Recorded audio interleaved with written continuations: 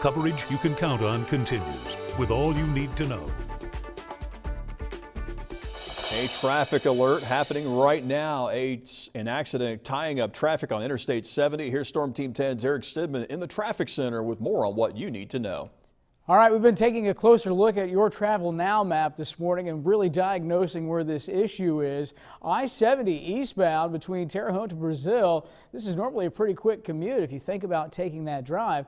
Well, right now, our traffic tool is estimating about 54 minutes to get from Terre Haute to Brazil on I-70. That just doesn't sound right, but when you think about the fact that the traffic is stopped because of a semi-fire, that is certainly the issue. So if you take I-70 east, you work in Indianapolis or you got a doctor's appointment or something like that, you're going to want to take 40 today because 70 moving slow. Let's get right in so you can see where this is happening. Now, it's got the traffic little warning indicator here at I-70 and 59. This is Clay County, but the crash itself actually between 59 and 46. And so we'll get a little closer to that. About a 3-mile stretch of I-70 from where it goes eastbound from Vigo County into Clay County. Again, that's where it's slow. We are told that one lane is open. However, with the semi-fire and crews working, very difficult. And News 10's John Swanner had just received this picture. So this is some of the carnage that we're seeing there on I-70. The semi tipped over, and then that's actually the top of the semi,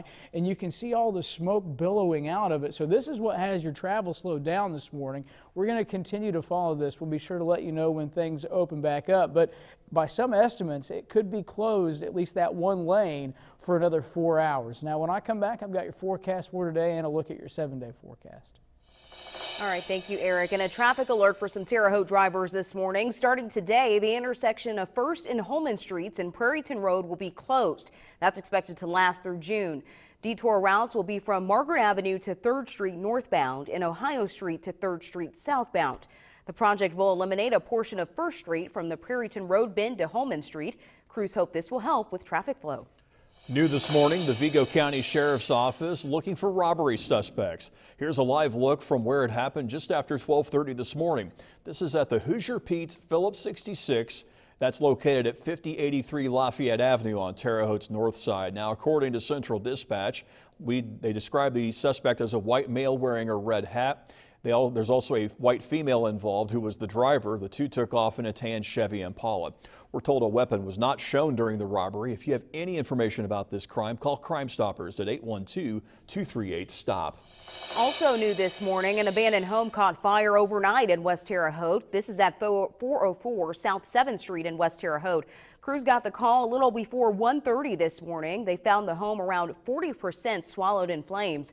The home had apparently been abandoned for several years. No electricity was hooked up. An investigation continues. Happening tonight, a crime documentary series takes a deeper look at the murders of Tiffany Adams and her unborn son.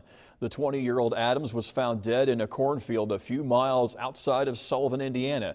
This happened back in 2014. 2 years later, Jonas Orr, Adams' stepbrother, was sentenced to 120 years in prison for the murders. Orr faced a maximum of 65 years for each count of the murder. He received 60 years for both counts.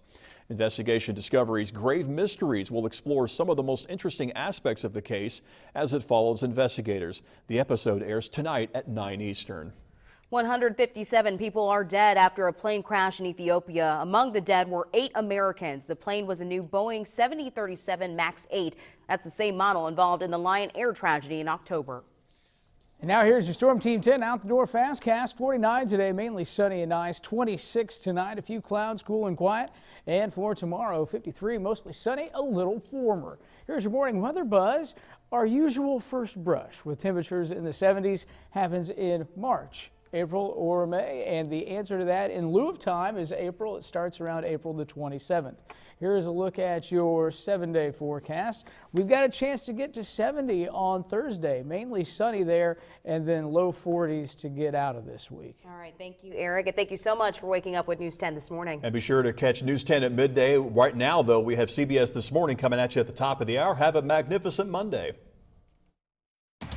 For the most local news, every newscast, every day, you can depend on News 10. Coverage you can count on.